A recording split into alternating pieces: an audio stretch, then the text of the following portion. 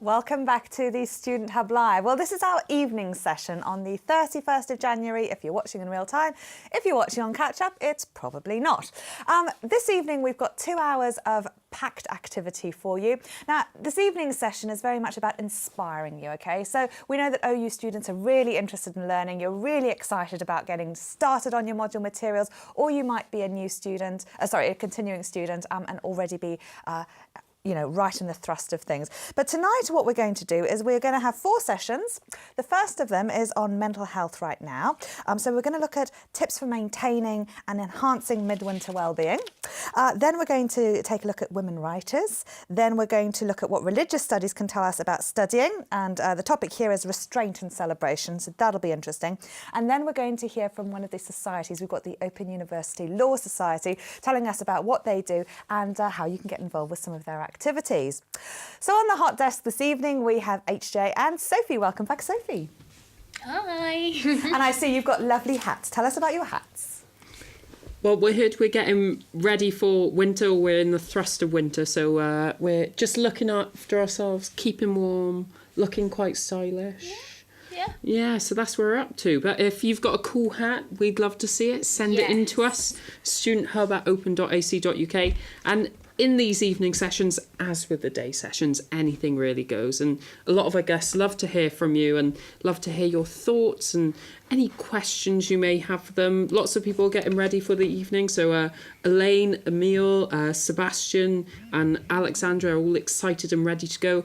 Mohan's going to miss this session because he's going to his live tutorial. But the good news is, as everyone knows, is that these sessions are on catch-up. So yes, I'll be watching them later to see how terrible this hat actually looks. It looks great, but not as good as mine. Thank you both. So if you're new to all of this, we've got some interactive voting tools that we'd like to know your thoughts on. Right now, you should be able to see what's the best thing about winter. And we've listed some examples there, guilt-free binge watching Netflix as one. But those boxes need 3 things in them to submit your answer. So if you can only think of 1 or 2, that's fine. Just put a full stop in and then press enter and your results will submit and you can see other people's results too then. What are the worst things about winter is the other question. And then the third one is, have you ever experienced seasonal affective disorder? And the options are yes, no or unsure. So just click on the one that applies to you and again you'll see what other people think. You can also chat in the chat box, and if you've got a question that maybe you want to put to us separately or there's something that you'd like to know about that you don't want to mention in that public space, you can always email us, studenthub@open.ac.uk. Otherwise, this is your space to talk to each other about some of the issues that we're going to be talking about here. Now, joining me to talk about mental health right now is Mathijs Luccasen from Health and Social Care.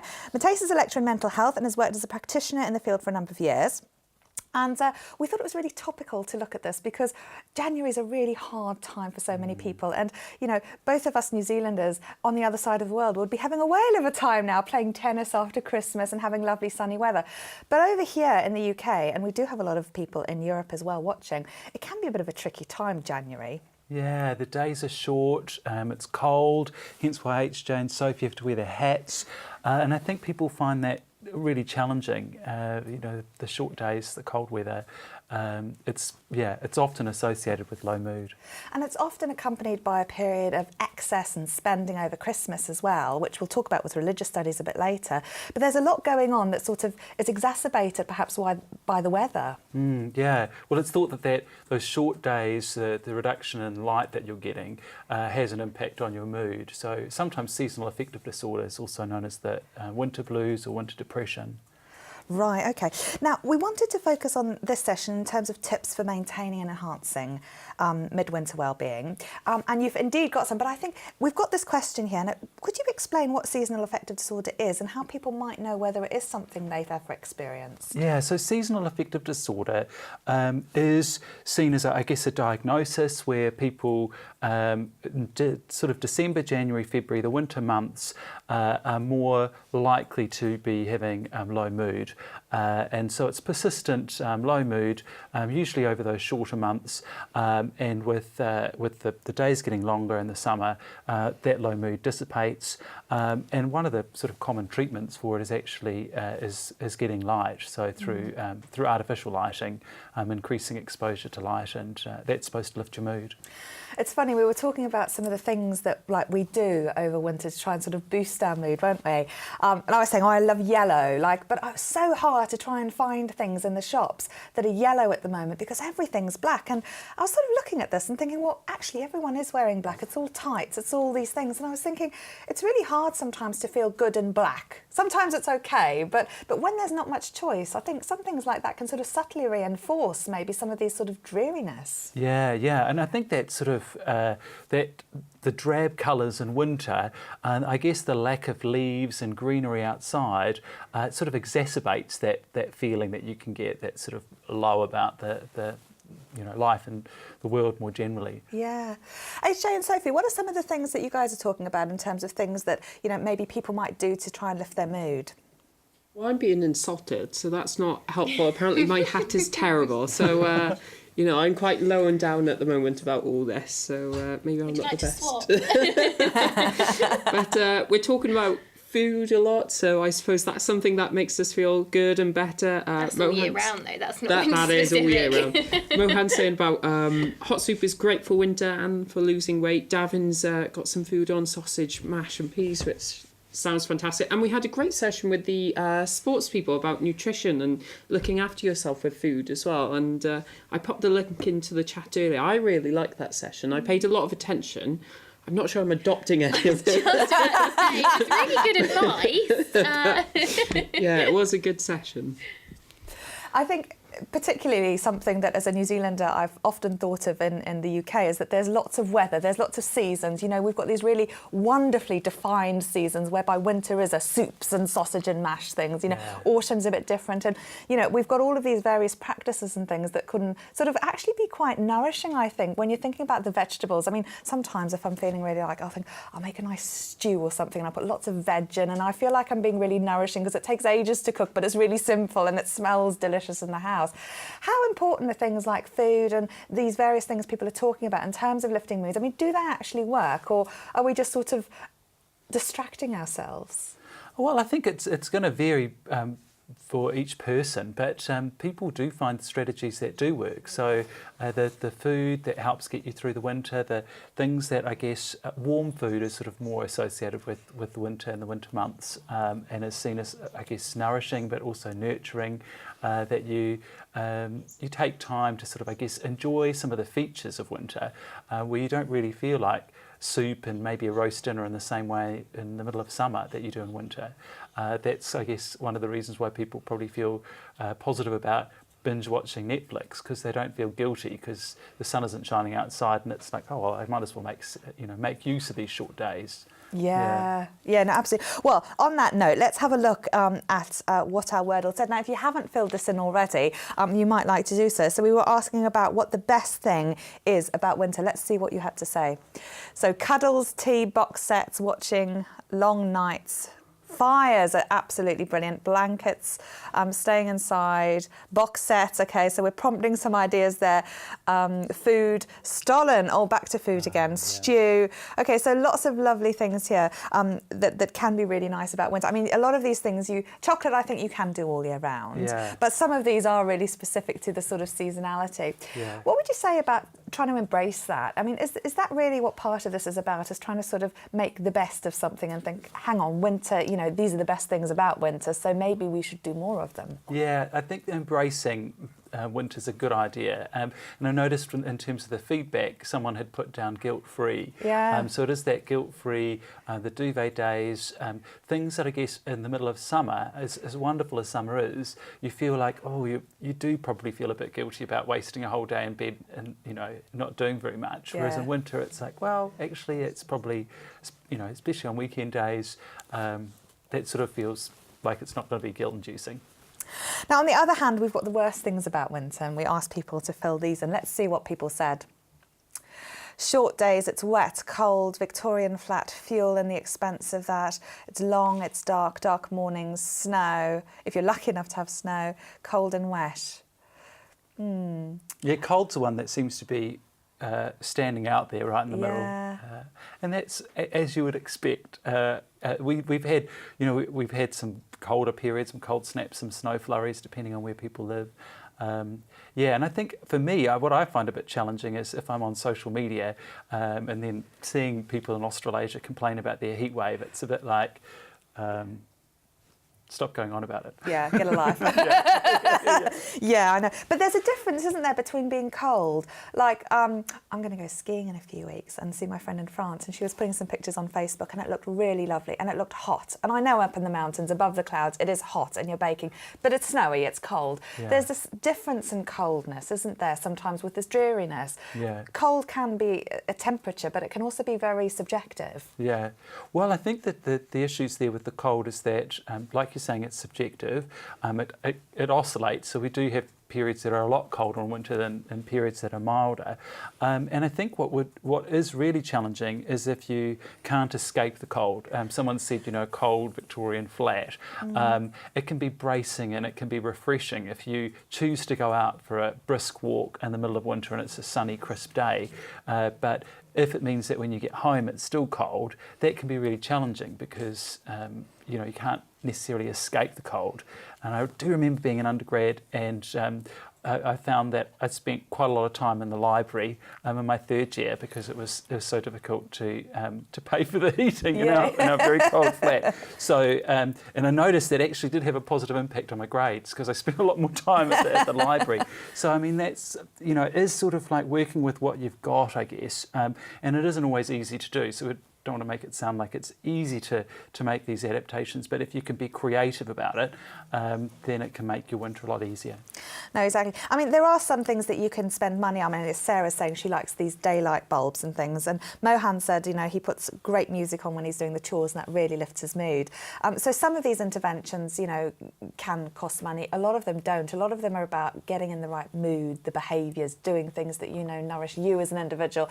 And there's this distinction, I guess, between things that we think might be right. Like, it's a good thing to eat vegetables, we all know that, but in winter sometimes we don't want to eat vegetables, but sometimes a nice soup. So it's about finding the right thing for you, isn't it? And the right way that sort of helps enhance your mood. There's not always a best things you could do, even though we can share advice and ideas.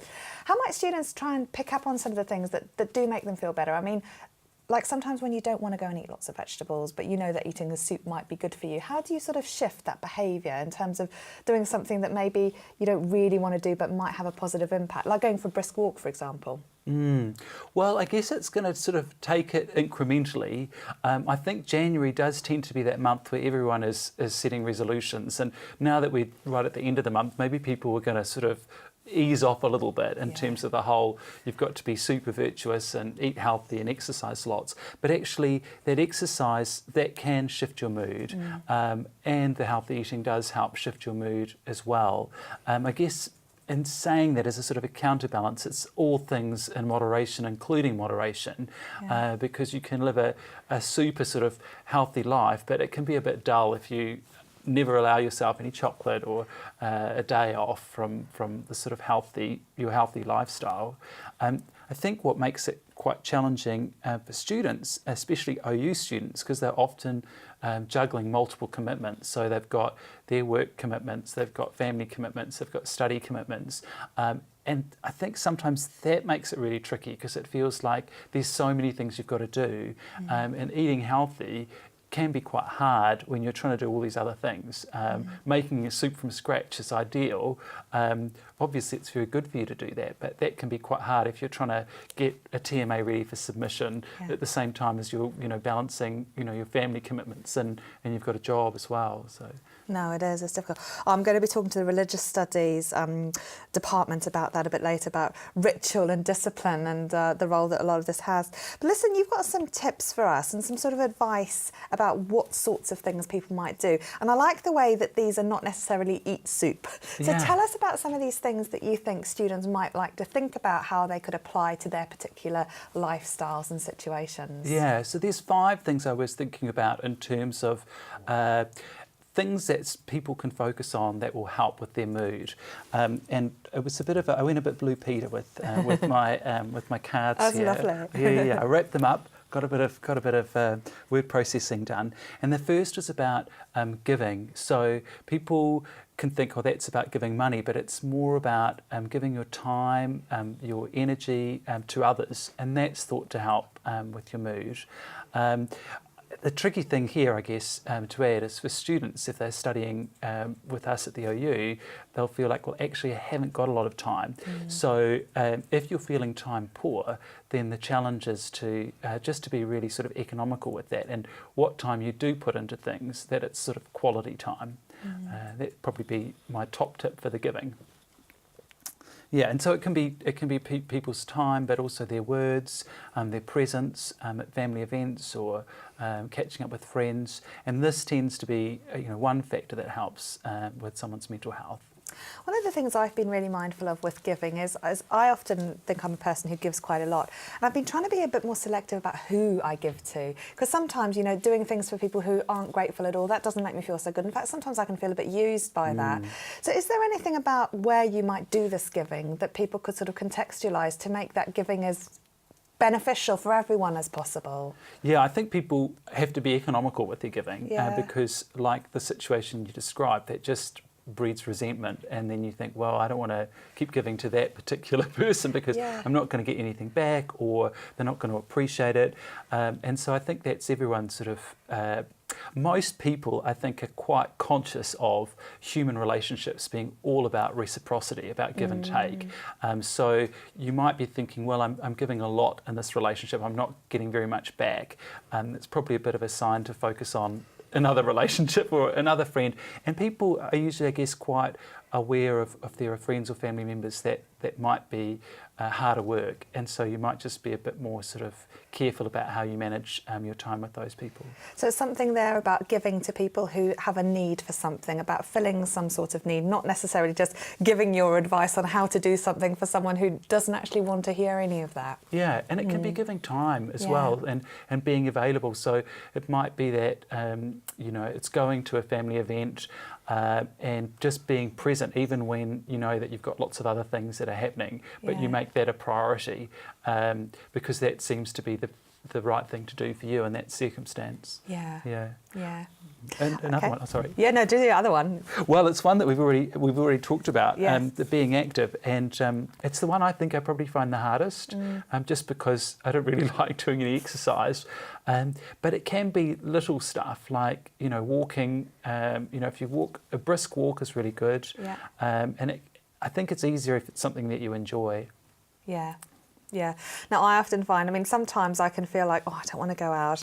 And then my husband's like, off to Zumba, you've got to do something. And I come back feeling so much better. But because it's cold and dark, and sometimes I think, oh, I'd rather just stay and have a nice glass of wine or something. But actually, it does really make me feel better. So again, that sort of thing we were talking about that behaviour, sometimes you just need to think, oh, it will make me feel better. I'm just going to sort of grit my teeth and bear it and do it. What sort of tips might you give people then who maybe don't have classes around or dogs to walk or things like that, about this being active? Mohan putting on his music and doing his chores and things. I guess being active could be anything you wanted it to be. Yeah, well, I reckon, the reason I guess I mentioned walking is because it requires no special equipment, and anyone, as long as they're ambulant and, they haven't got mobility issues, then walking is really helpful. I guess there's always a challenge, isn't there? Because most people don't feel very motivated to go walking if it's raining or if it's snowing or if it's unpleasant weather. So it does tend to then be indoor sort of activities, and it's not as easy to do that. But Zumba's a good example. And I guess lots of people go to the gym. It's not sort of my cup of tea, but by doing some physical activity sometimes, it can help shift your mood. Yeah. So again, this whole behavioural idea that the behaviour then shifts something inside you, which a lot of therapies are based on, aren't they? Yeah. And there's lots of research looking at physical exercise and mental health because it's such a big area, and it is associated with improved mood, physical activity. Yeah, no, exactly. No, I'm, and again, like the chemical basis of serotonin and, adrenaline and all those lovely hormones that come with exercise as well. Let's take a quick trip to the hot desk and see. HJ, you've changed your hat. I thought I'd try another one. This one hasn't had any criticism yet, mainly because no one's seen it. So I'd love to know what you think. Only if you be nice, though. I hope that you've got something to say and you're not just trying to show off your new hat. I do have something to say. We've been having tips about things that make us happier and things that we can do for ourselves. So, Daniel, I agree, feels much happier eating unhealthy food. I don't know why that is. I'm sure there is a reason why. But we've had tips about volunteering to spend time with older folks and kids who need mentorship and companionship as well. Not forgetting the need for vitamin D during the winter as well. Apparently a lot of us are very deficient. And having frequent breaks while we're studying. So Mohan likes to read mainly, but not for the OU, so novels and things like that. And Angela likes a good walk to cheer her up as well. I'm not sure about the walking. I might try the eating, but we'll see. Well, Kimberly's just put something really nice in, saying that she likes to be a friend to her down self. So when she's feeling good, she'll write herself notes, put nice things in there, sometimes a £5 or £10 voucher, and then she'll forget about them. And when she's feeling down, she'll open them up and cheer herself up in that sort of respect, which is really nice. I really like that idea. Oh, it's a lovely idea. And HJ, Alexandra likes your hat. She thinks it's fancy. Aww, so there you are. I'm really happy some nice positive love for you there. Okay. This whole vitamin D thing and stuff, I mean, we'd asked people about seasonal affective disorder, and if I may just return to that before we look at the other tips. We asked people before whether or not they'd experienced this, and at the time, this was very early on in the session, 55% of people said that they felt that they had, which is a very high proportion. But there's some lovely ideas and interventions out there that people are already using. Yeah. I mean, I think people are being really creative about how they manage that. And I guess there's also a problem-solving process that people go through where they think, oh, well, I've tried that, and actually, this is the best strategy for me. And, examples of people giving and saying, giving their time to charity and to people that need assistance. That's, it's great. And also this idea of being a friend to yourself, because, often we'll sit there and berate ourselves, especially in January. I shouldn't be doing this. I should be going to the gym. I should be eating my soup, da-da-da-da. We wouldn't talk to another person like that. Yeah. But yet it's completely acceptable to sit there and have this inner voice in our head beating us up. Yeah, I think we can be much, much harder on ourselves than we are on other people. I agree. Actually, the widget's been varying a bit. Our interactive question about whether or not people have experienced seasonal affective disorder. Now 47% are saying that they're not sure. So a lot of opinion changing about whether they have or haven't. But I think you sort of made this point earlier about, it's about a feeling, a persistent low mood, as opposed to having a diagnosis, but that sometimes this can happen. Is there anything you might want to say to those people who maybe aren't sure? I mean, sometimes we can get a bit hung up on diagnoses and sort of categorical natures of things. And by default, I guess, asking people which category they fit into might be prompting some of this. Yeah. I mean, maybe the question to ask is, have people noticed variation in their mood according to the season? Yeah. So if people think that they don't really see any variation as a general rule across the 4 seasons, then maybe they're not as influenced by winter as someone who maybe identifies as having seasonal affective disorder. If you notice in yourself that over the winter months you are more prone to low mood, then maybe you might not see that as seasonal affective disorder, but you might identify with that as being seasonal fluctuations in your mood. Okay, lovely. Thank you for that. Right, what are some of your other tips? I can see you've got a lovely one here. Oh, connect. Yeah. And this is because as humans, we are social beings. We're social animals. We do want to connect with others. And this is, associated with our health and well-being. So it's talking and listening to others. And as someone that talks quite a lot, I need to, focus on the listening as well. And other people will find it easier to listen. They need to perhaps sort of talk, connect more, because it's quite difficult to connect with others without that. And we've already talked about reciprocity, and it happens in communication as well. And it's being there and feeling connected with others. And Yeah. others, do you mean humans, or does this also include cats and dogs? I think it can include cats and dogs. You know, it's interesting when thinking about working with children and young people in terms of mental health issues and asking them to, you know, draw their families.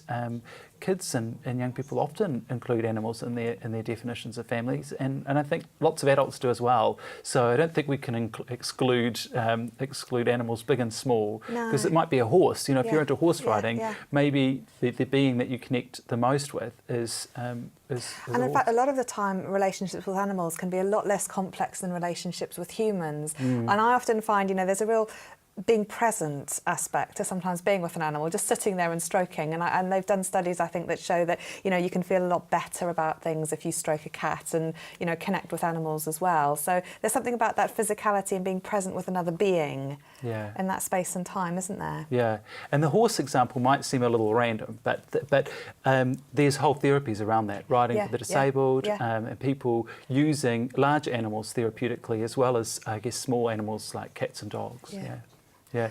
And you mentioned dog walking. I mean, lots of people will think that they have dogs. The dogs are not just a member of their family, but actually walking their dog helps shift their mood.